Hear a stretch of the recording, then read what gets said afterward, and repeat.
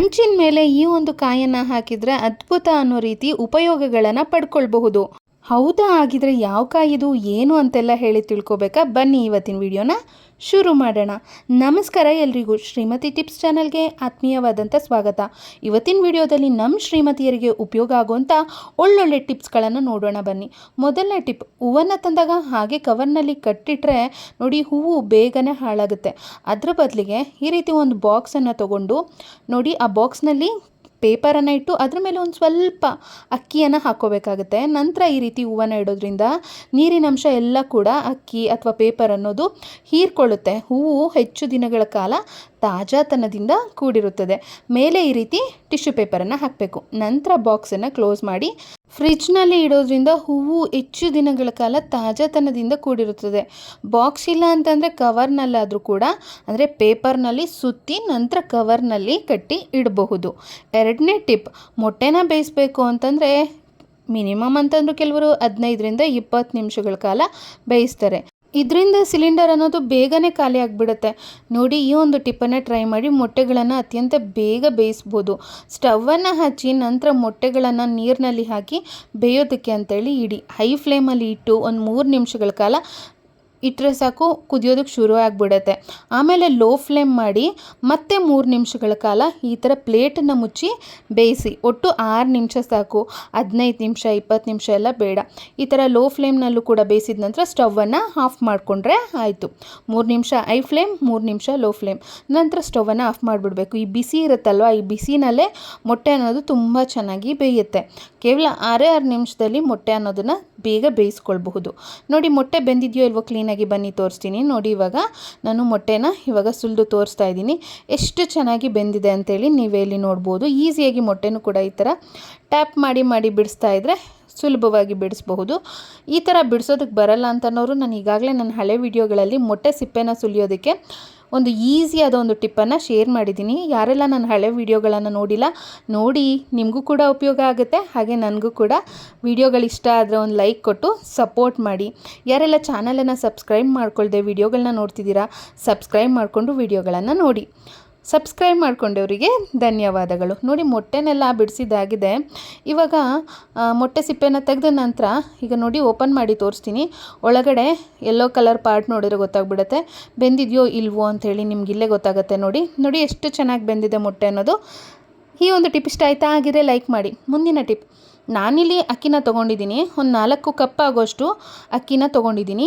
Ration ಅಕ್ಕಿ ಇದು. ನೀವು ಬೇಕಿದ್ರೆ ಮನೆಯಲ್ಲಿ ಅಂಗಡಿ ಅಕ್ಕಿ ಇದ್ದರೆ ಅಂಗಡಿ ಅಕ್ಕಿನೇ ಬಳಸಿ, ಅಥವಾ ರೇಷನ್ ಅಕ್ಕಿ ಇದ್ರೂ ಕೂಡ ಬಳಸಿ. ಅಕ್ಕಿನ ತೊಗೊಂಡು ಕ್ಲೀನಾಗಿ ಇದನ್ನು 2ರಿಂದ 3 ಬಾರಿ ಚೆನ್ನಾಗಿ ತೊಳೆದು ರಾತ್ರಿ ಇಡೀ ನೀರಿನಲ್ಲಿ ನೆನೆಸಿಟ್ಟಿದ್ದೀನಿ. ನೆನೆಸಿಟ್ಟ ಅಕ್ಕಿಯನ್ನು ಇವಾಗ ನಾನು ಮಿಕ್ಸರ್ ಜಾರ್ಗೆ ಹಾಕ್ಕೊಳ್ತಾ ಇದ್ದೀನಿ. ಇವಾಗ ಮಿಕ್ಸರ್ ಜಾರ್ಗೆ ಹಾಕ್ಕೊಂಡು ಇದನ್ನು ಚೆನ್ನಾಗಿ ನುಣ್ಣಕ್ಕೆ ರುಬ್ಕೋಬೇಕಾಗುತ್ತೆ. ರಾತ್ರಿ ಇಡೀ ನೆನೆಸಿಟ್ಟಿರೋದ್ರಿಂದ ಇದು ತುಂಬಾ ಚೆನ್ನಾಗಿ ನುಣ್ಣಕ್ಕಾಗತ್ತೆ. ನೋಡಿ, ಇವಾಗ ನಾನು ಅಕ್ಕಿನ ರುಬ್ಕೊಳ್ತಾ ಇದ್ದೀನಿ. ಸ್ವಲ್ಪ ನೀರನ್ನು ಸೇರಿಸ್ಕೊಳ್ತಾ ಇದ್ದೀನಿ. ಇವಾಗ ರುಬ್ಕೊಂಡಿದ್ದೀನಿ. ನೋಡಿ ಎಷ್ಟು ತೆಳ್ಳಕ್ಕೆ, ಅಂದರೆ ನುಣ್ಣಗೆ ಅಕ್ಕಿ ರುಬ್ಕೊಂಡಿದ್ದೀನಿ ಅಂತ. ಇವಾಗ ರುಬ್ಕೊಂಡಿರೋಂಥ ಈ ಒಂದು ಹಿಟ್ಟನ್ನು ನಾನು ಒಂದು ಪಾತ್ರೆಗೆ ಹಾಕ್ಕೊಳ್ತಾ ಇದ್ದೀನಿ. ಇವಾಗ ಇದೇ ಒಂದು ಜಾರ್ಗೆ ಇನ್ನೂ ಸ್ವಲ್ಪ ಅಕ್ಕಿ ಉಳಿದಿದೆ ಅಲ್ವಾ, ಅದನ್ನು ಕೂಡ ಜಾರ್ಗೆ ಹಾಕ್ಕೊಂಡು ಇವಾಗ ಇದನ್ನು ಕೂಡ ಅಷ್ಟೇ ನಾನು ರುಬ್ಕೊಳ್ತಾ ಇದ್ದೀನಿ. ಇದ್ರ ಜೊತೆಗೆ ಬೇಕಾದ್ರೆ ನೀವು ಸ್ವಲ್ಪ ತೆಂಗಿನಕಾಯಿ ತುರಿನೂ ಕೂಡ ಸೇರಿಸ್ಕೋಬೋದು. ಇವಾಗ ನಾನು ಅಕ್ಕಿ ಜೊತೆಗೆ ಇನ್ನೊಂದು ಚೂರು ನೀರನ್ನು ಹಾಕ್ಕೊಂಡು ಮತ್ತೆ ಇನ್ನೊಂದು ರೌಂಡು ಇದನ್ನು ರುಬ್ಕೊಂಡು ನೋಡಿ ಎಷ್ಟು ತೆಳ್ಳಕ್ಕೆ, ಎಷ್ಟು ನುಣ್ಣಗೆ ರುಬ್ಕೊಂಡಿದ್ದೀನಿ. ಇವಾಗ ಇದನ್ನು ಮತ್ತೆ ಅದೇ ಒಂದು ಪಾತ್ರೆಗೆ ಹಾಕ್ಕೊಳ್ತಾ ಇದ್ದೀನಿ. ಆಗಲೇ ವಿಡಿಯೋ ಪ್ರಾರಂಭದಲ್ಲಿ ಹೇಳಿದೆ, ಹಂಚಿನ ಮೇಲೆ ಈ ಥರ ಕಾಯನ್ನು ಕಟ್ ಮಾಡಿ ಹಾಕಿದರೆ ಸಾಕಷ್ಟು ಉಪಯೋಗಗಳನ್ನ ಪಡ್ಕೋಬಹುದು ಅಂತ ಹೇಳಿ. ಯಾವ ಕಾಯಿ ಇದು, ಏನು ಎತ್ತ ಅಂಥೇಳಿ ಇವಾಗ ನೋಡೋಣ ಬನ್ನಿ. ನಾನಿಲ್ಲಿ ಒಂದು ದಪ್ಪನಾಗಿರುವಂಥ ಬೂದುಗುಂಬಳಕಾಯಿಯನ್ನು ತೊಗೊಂಡಿದ್ದೀನಿ. ಬೂದುಗುಂಬಳಕಾಯಿ ಅಂತಂದರೆ ಇದರಲ್ಲಿ ಹೇರಳವಾದ ಒಂದು ನೀರಿನ ಅಂಶ ಅನ್ನೋದು ಅಡಗಿರುತ್ತದೆ. ಇದು ನಮ್ಮ ಆರೋಗ್ಯಕ್ಕೆ ಅತ್ಯಂತ ಉಪಯೋಗಕಾರಿ. ದೇಹದ ತೂಕ ಕಡಿಮೆ ಮಾಡ್ಕೊಳ್ಬೇಕು ಅಂತನ್ನೋರು ಈ ಒಂದು ಬೂದುಗುಂಬಳಕಾಯಿಯನ್ನು ಬಳಸಿದರೆ ಅತ್ಯಂತ ಬೇಗ ವೆಯ್ಟ್ ಲಾಸ್ ಮಾಡ್ಕೊಳ್ಳೋದಕ್ಕೆ, ದೇಹದ ತೂಕವನ್ನು ಕಡಿಮೆ ಮಾಡ್ಕೊಳ್ಳೋದಕ್ಕೆ ತುಂಬಾ ಸಹಾಯಕಕಾರಿ. ಮತ್ತು ಹೊಟ್ಟೆ ಬೊಜ್ಜು ಹೆಚ್ಚಾಗಿದ್ರೂ ಕೂಡ ಅದನ್ನು ಕೂಡ ಈ ಬೂದುಗುಂಬಳಕಾಯಿಯನ್ನು ನಾವು ಬಳಸಿದರೆ ಹೊಟ್ಟೆಯ ಬೊಜ್ಜನ್ನು ಕೂಡ ಕಡಿಮೆ ಮಾಡ್ಕೊಳ್ಬಹುದು. ಸಕ್ಕರೆ ಕಾಯಿಲೆ ಇದೆ ಅಂತ ಅನ್ನೋರು ಕೂಡ ಈ ಬೂದುಗುಂಬಳಕಾಯನ್ನು ನಿಯಮಿತವಾಗಿ ಬಳಸಿದರೆ ಸಕ್ಕರೆ ಕಾಯಿಲೆ ಕೂಡ ಒಂದು ನಿಯಂತ್ರಣದಲ್ಲಿರುತ್ತೆ. ಅದಷ್ಟೇ ಅಲ್ಲ, ಉರಿಯೂತದ ಸಮಸ್ಯೆ ಇದ್ದರೂ ಕೂಡ ಅದನ್ನು ಕಡಿಮೆ ಮಾಡ್ಕೊಳ್ಳೋದಕ್ಕೂ ಕೂಡ ಈ ಒಂದು ಬೂದುಗುಂಬಳಕಾಯಿ ಸಹಾಯಕಾರಿ ಅಂತ ಹೇಳ್ಬೋದು. ನಾನಿವಾಗ ಬೂದುಗುಂಬಳಕಾಯನ್ನು ತೊಗೊಂಡು ಅದನ್ನು ಕ್ಲೀನಾಗಿ ತೊಳೆದು ನಂತರ ನೋಡಿ ಇದನ್ನು ಈ ಥರ ಕಟ್ ಮಾಡ್ಕೊಂಡಿದ್ದೀನಿ ಚಿಕ್ಕ ಚಿಕ್ಕ ಭಾಗಗಳಾಗಿ. ಇವಾಗ ಒಳಗಡೆ ಇರೋವಂಥ ಬೀಜದ ಒಂದು ಅಂಶವನ್ನು ತೆಗೆದು ನೋಡಿ, ಈ ಪಲ್ಪ್ ಏನಿರುತ್ತೆ ಒಳಗಡೆ ಈ ರೀತಿ ಇರುತ್ತಲ್ವ, ಅದನ್ನು ಮಾತ್ರ ಕಟ್ ಮಾಡ್ಕೊಳ್ತಾ ಇದ್ದೀನಿ. ಎಲ್ಲ ಒಂದು ಭಾಗಗಳಿಂದ ಈ ರೀತಿ ಬೀಜದ ಒಂದು ಭಾಗವನ್ನು ತೆಗೆದು ಹೊರಗಡೆ ಸಿಪ್ಪೆನ ಸಪ್ರೇಟ್ ಮಾಡಬೇಕು. ಮಧ್ಯದಲ್ಲಿರುವಂಥ ಭಾಗವನ್ನು ಮಾತ್ರ ತಗೊಳ್ತಾ ಇದ್ದೀನಿ. ನೋಡಿ, ಎಲ್ಲ ಬೂದುಗುಂಬಳಕಾಯನ್ನು ಕೂಡ ಅದೇ ಒಂದು ವಿಧಾನದಲ್ಲಿ ಕಟ್ ಮಾಡ್ಕೊಳ್ತಾ ಇದ್ದೀನಿ. ಈ ದೇಹ ನಿರ್ಜಲೀಕರಣಗೊಳ್ಳುತ್ತಲ್ಲ, ಕೆಲವರು ತುಂಬ ಡಿಹೈಡ್ರೇಟ್ ಆಗುತ್ತೆ, ತುಟಿಯೆಲ್ಲ ಒಣಗುತ್ತೆ ನಮಗೆ ಅಂತನ್ನೋರು ಈ ಬೂದುಗುಂಬಳಕಾಯನ್ನು ಬಳಸ್ತಾ ಬಂದರೆ ದೇಹ ನಿರ್ಜಲೀಕರಣಗೊಳ್ಳದಂತೆ, ಡಿಹೈಡ್ರೇಟ್ ಆಗದಂತೆ ನೋಡಿಕೊಳ್ಳಲು ಇದು ಸಹಾಯಕಾರಿಯಾಗಿದೆ. ಇವಾಗ ನಾನು ಬೂದುಗುಂಬಳಕಾಯನ್ನು ನಾನು ಏನು ಬಿಡಿಸ್ಕೊಂಡಿದ್ದೆ ಅಲ್ವಾ ಅದನ್ನು ಕಟ್ ಮಾಡಿ ಈ ಒಂದು ಮಿಕ್ಸಿ ಜಾರ್, ನಾನಾಗಲೇ ಅಕ್ಕಿನ ನೆನೆಸಿ ರುಬ್ಕೊಂಡಿದ್ದೆ ಅಲ್ವಾ ಅದೇ ಜಾರಿಗೆ ಈ ಬೂದುಗುಂಬಳಕಾಯನ್ನು ಕೂಡ ಹಾಕಿ ಸ್ವಲ್ಪ ನೀರನ್ನು ಹಾಕಿ ನುಣ್ಣಗೆ ರುಬ್ಕೊಂಡು ಅದನ್ನು ಕೂಡ ಅಕ್ಕಿ ಹಿಟ್ಟನ್ನು ಹಾಕ್ಕೊಂಡಿದ್ದೆ ಅಲ್ವಾ ರುಬ್ಬಿಟ್ಟು ಅದ್ರ ಜೊತೆಗೇ ಹಾಕಿ ರುಚಿಗೆ ತಕ್ಕಷ್ಟು ಉಪ್ಪನ್ನು ಹಾಕಿ ಇದನ್ನು ಚೆನ್ನಾಗಿ ಮಿಶ್ರಣ ಮಾಡ್ತಾ ಇದ್ದೀನಿ. ಇದನ್ನು ಒಂದು 10 ನಿಮಿಷಗಳ ಕಾಲ ಪಕ್ಕದಲ್ಲಿ ಇಡೋಣ. ಇವಾಗ ನಾನು ಒಂದು ಮಿಕ್ಸರ್ ಜಾರ್ನ ತಗೊಂಡು ಇದರೊಳಗಡೆ ಒಂದು ಹಿಡಿ ಆಗುವಷ್ಟು ತೆಂಗಿನಕಾಯಿಯ ತುರಿಯನ್ನು ಹಾಕ್ಕೊಂಡಿದ್ದೀನಿ. ಇವಾಗ ಒಂದು 4ರಿಂದ 5 ಎಸಳು ಬೆಳ್ಳುಳ್ಳಿಯನ್ನು ಹಾಕ್ಕೊಂಡಿದ್ದೀನಿ. ನಂತರ ಇದ್ರ ಜೊತೆಗೆ ಕಳ್ಳೆ ಪಪ್ಪನ್ನು ಹಾಕ್ಕೊಂಡಿದ್ದೀನಿ. ಕಳ್ಳೆಯನ್ನು ಹಾಕ್ಕೊಂಡ ನಂತರ ಇದರ ಜೊತೆಗೆ ಒಂದು ಸ್ವಲ್ಪ ರುಚಿಗೆ ತಕ್ಕಷ್ಟು ಉಪ್ಪನ್ನು ಕೂಡ ಹಾಕ್ಕೊಳ್ತಾ ಇದ್ದೀನಿ. ಈಗ ಒಂದು ಚೂರು ಹುಣಸೆ ಹಣ್ಣನ್ನು ನೀರಿನಲ್ಲಿ ನೆನೆಸಿಟ್ಕೊಂಡಿದ್ದೆ, ಅದನ್ನು ಕೂಡ ಇದಕ್ಕೆ ಹಾಕ್ಕೊಳ್ತಾ ಇದ್ದೀನಿ. ಇದಿಷ್ಟನ್ನು ಹಾಕಿ ಇವಾಗ ನಾನು ಇದನ್ನು ಮೊದಲು ತರಿಯಾಗಿ ರುಬ್ಕೊಳ್ತೀನಿ. ನೋಡಿ, ಈ ಥರ ನಾನು ರುಬ್ಕೊಂಡಿದ್ದೀನಿ. ಇವಾಗ ಇದರ ಜೊತೆಗೆ ಫೈನಲಾಗಿ ಕೊತ್ತಂಬರಿ ಸೊಪ್ಪನ್ನು ಈಗ ಹಾಕ್ಕೊಳ್ತಾ ಇದ್ದೀನಿ. ನೆಕ್ಸ್ಟು ಇದ್ರ ಜೊತೆಗೆ ಹಸಿರು ಮೆಣಸಿನ್ಕಾಯನ್ನು ಕೂಡ ಹಾಕ್ಕೊಳ್ತಾ ಇದ್ದೀನಿ. ಈ ಥರ ರುಬ್ಬೋದ್ರಿಂದ ಏನಂತಂದರೆ ತುಂಬಾ ಕಲರ್ಫುಲ್ಲಾಗಿ ಕಾಣಿಸುತ್ತೆ ಚಟ್ನಿ ಅನ್ನೋದು. ಕೊತ್ತಂಬರಿ ಸೊಪ್ಪು, ಹಸಿರು ಮೆಣಸಿನ್ಕಾಯಿ ಲಾಸ್ಟಲ್ಲಿ ಹಾಕಿ ರುಬ್ಬಿದ್ರೆ ಗ್ರೀನಾಗಿ ಈ ಕೊತ್ತಂಬರಿ ಸೊಪ್ಪು ತರಿಯಾಗಿರುತ್ತಲ್ಲ, ಈ ಥರ ಕಲರ್ಫುಲ್ಲಾಗಿ ತುಂಬಾ ಚೆನ್ನಾಗಿ ಕಾಣಿಸುತ್ತೆ. ಮತ್ತು ರುಚಿ ಕೂಡ ಅಷ್ಟೇ, ಈ ಥರ ಚಟ್ನಿ ತುಂಬ ಚೆನ್ನಾಗಿರುತ್ತೆ. ನೋಡಿ, ಇವಾಗ ಚಟ್ನಿನ ರುಬ್ಕೊಂಡಿದ್ದಾಗಿದೆ. ರುಚಿಕರವಾದ ಚಟ್ನಿ ಸಿದ್ಧವಾಗಿದೆ. ಅದ್ರ ಜೊತೆಗೆ ನಾನು ಆಗಲೇ ಹೇಳಿದೆ, ಈ ಬೂದುಗುಂಬಳಕಾಯಿಂದ ಸಾಕಷ್ಟು ಆರೋಗ್ಯಕರ ಲಾಭಗಳನ್ನು ನಾವು ಪಡೆದುಕೊಳ್ಬಹುದು ಅಂತ ಹೇಳಿ. ವೆಯ್ಟ್ ಲಾಸ್ ಮಾಡಬೇಕು ಅಂತ ಅನ್ನೋರು ಅಥವಾ ಇದರಿಂದ ಸಾಕಷ್ಟು ಉಪಯೋಗಗಳನ್ನು ಪಡ್ಕೊಳ್ಬೇಕು ಅಂತ ಅನ್ನೋರು ಬೂದುಗುಂಬಳಕಾಯನ್ನು ನಾವು ಏನು ಬಿಡಿಸಿ ಕಟ್ ಮಾಡ್ಕೊಂಡಿರ್ತೀವಲ್ವ ಅದನ್ನು ಈ ಥರ ಒಂದು ಬ್ಲೆಂಡರ್ ಜಾರಿಗೆ ಅಥವಾ ಮಿಕ್ಸಿ ಜಾರಿಗೆ ಹಾಕಿ ಚೂರು ನೀರನ್ನು ಹಾಕಿ ಚೆನ್ನಾಗಿ ಇದನ್ನು ರುಬ್ಕೋಬೇಕಾಗತ್ತೆ. ನುಣ್ಣಗೆ ರುಬ್ಕೊಬೇಕು.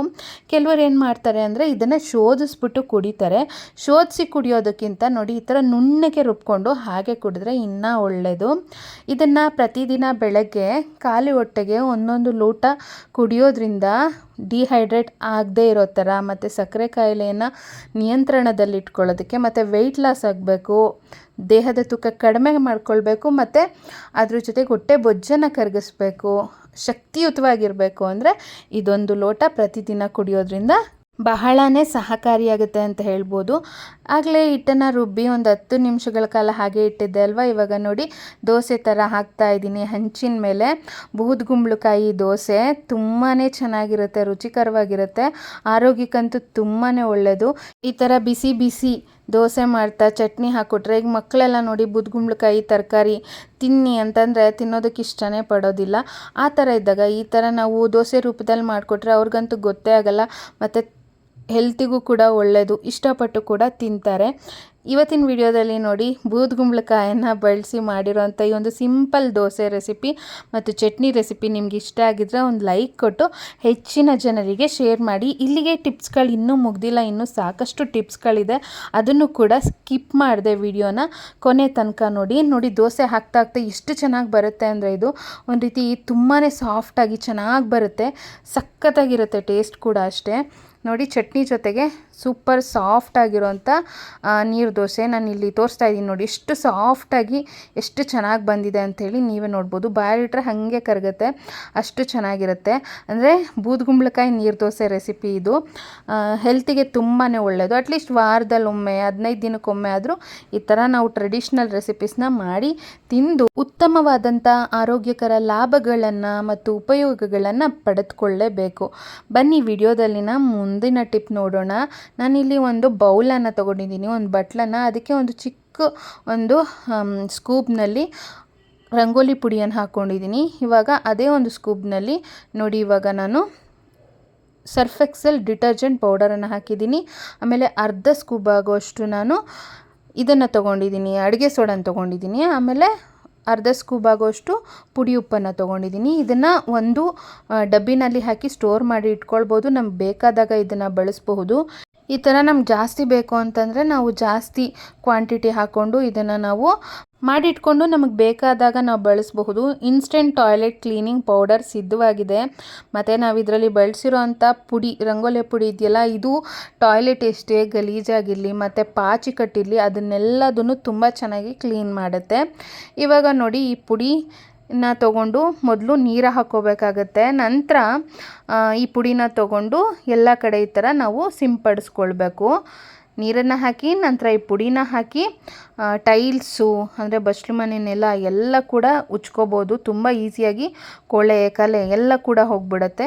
ಜಸ್ಟ್ ಈ ಪುಡಿನ ಹಾಕಿ ಈ ಥರ ಬ್ರಷ್ನಲ್ಲಿ ಉಜ್ಜಿದ್ರೆ ಆಯಿತು ನೋಡಿ. ಇವಾಗ ಫ್ಲೋರ್ ಕೂಡ ಅಷ್ಟೇ, ಟಾಯ್ಲೆಟ್ನಲ್ಲಿ ಬಾತ್ರೂಮಲ್ಲಿ ಟೈಲ್ಸ್ ನೆಲವನ್ನು ಕೂಡ ಈ ಪುಡಿಯನ್ನು ಹಾಕಿ ಕ್ಲೀನ್ ಮಾಡ್ಕೊಳ್ಬೋದು. ಎಲ್ಲ ಉಜ್ಜಿದಾಗಿದೆ. ಇವಾಗ ನೀರನ್ನು ಹಾಕ್ತಾ ಇದ್ದೀನಿ ನೋಡಿ, ಎಷ್ಟು ಚೆನ್ನಾಗಿ ಕೊಳೆ ಎಲ್ಲ ಹೋಗಿದೆ. ಒಂದು ಸ್ವಲ್ಪ ದಿನ ಬಿಟ್ಬಿಟ್ರೆ ಈ ಟಾಯ್ಲೆಟಲ್ಲೆಲ್ಲ ಏನಾಗ್ಬಿಡುತ್ತೆ ಅಂತಂದರೆ, ನಾವು ಸಾಬೂನೆಲ್ಲ ಬಳಸ್ತಾ ಇರ್ತೀವಲ್ವ, ಪಾಚಿ ಥರ ಆಗಿಬಿಡುತ್ತೆ. ಆ ಥರ ಆದಾಗ ಬೀಳೋದು ಏಳೋದು ಈ ಥರ ಎಲ್ಲ ಆಗಿಬಿಡುತ್ತೆ. ಅಂಥ ಟೈಮಲ್ಲಿ ಈ ಒಂದು ಪುಡಿಯನ್ನು ಮಾಡಿಟ್ಕೊಳ್ಳಿ, ಜಸ್ಟ್ ಹೀಗೆ ಉಜ್ಜಿಬಿಡಿ, ಪಾಚಿ ಗೀಚಿ ಏನೂ ಇರಲ್ಲ, ಎಲ್ಲ ಕ್ಲೀನಾಗಿ ನೀಟಾಗಿ ಹೋಗಿಬಿಡುತ್ತೆ. ಸ್ನೇಹಿತರೆ, ಇವತ್ತಿನ ವಿಡಿಯೋದಲ್ಲಿ ನಾನು ಸಾಕಷ್ಟು ಟಿಪ್ಸ್ಗಳನ್ನು ಶೇರ್ ಮಾಡಿದ್ದೀನಿ. ಇಷ್ಟು ಟಿಪ್ಸ್ಗಳಲ್ಲಿ ನಿಮ್ಗೆ ಯಾವ ಟಿಪ್ ತುಂಬ ಇಷ್ಟ ಆಯಿತು ಅಂತ ಹೇಳಿ ಕಮೆಂಟ್ ಮೂಲಕ ಬರೆದು ತಿಳಿಸಿ.